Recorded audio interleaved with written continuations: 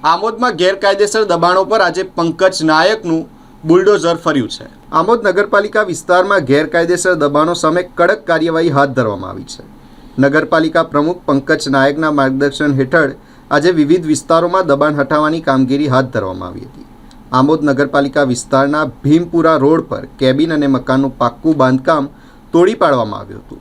નગરપાલિકા દ્વારા જણાવ્યા મુજબ આ બાંધકામ ગેરકાયદેસર હતું।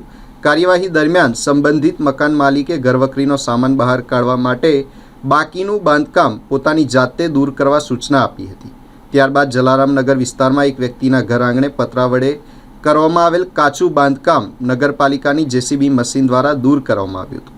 આ ઉપરાંત વધારાનું બાંધકામ માલિક દ્વારા જાતે જ ઉતારી પાડવાની કાર્યવાહી હાથ ધરવામાં આવી હતી। આમોદ નગરપાલિકા વિસ્તારમાં એક પછી એક ગેરકાયદેસર દબાણો દૂર કરવામાં આવતા દબાણ કરનારાઓમાં ફફડાટનો માહોલ ફેલાયો છે।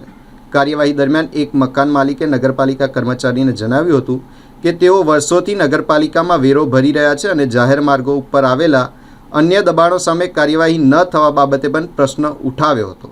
નગરપાલિકા અધિકારીએ જણાવ્યું હતું કે છેલ્લા કેટલાક દિવસથી ગેરકાયદેસર દબાણો બાબતે નોટિસ આપવામાં આવી હતી। માપણીની કાર્યવાહી કરવામાં આવી રહી છે અને નિયમો મુજબ ગણતરીના કલાકોમાં જ દબાણ દૂર કરવામાં આવશે।